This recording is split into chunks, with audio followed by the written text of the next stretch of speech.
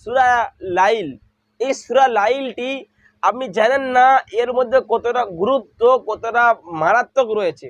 আপনি এই কাজটি করার জন্য ছোট একটি কাজ, স্ক্রিনের মধ্যে একটি ফল দেখতে পাচ্ছেন, এর নাম হলো পিপুল ফল।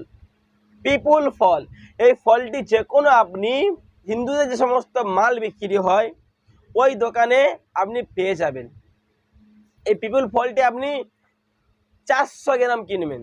এই 400 গ্রাম পিপুল ফলের উপরে আপনি সূরা লাইল 41 বার পরে আপনি ওই পিপুল ফলের উপর ফুঁক দেবেন। কবে করবেন? যে কোনো শুক্রবার এবং সোমবার, যে কোনো শুক্রবার সোমবার পিপুল ফলের উপরে ওই সূরা লাইল উপরে ফুঁক দেবেন। ওয়াল লাইল ইযা ইয়াগশা ওয়ান নাহারি ইযা তাজাল্লা, এই সূরাটি পরিপূর্ণভাবে পড়বেন এবং প্রত্যেকবারে আপনি আপনার নাম, আলা হব্বু, আপনার কাঙ্ক্ষিত ব্যক্তির নাম পড়ে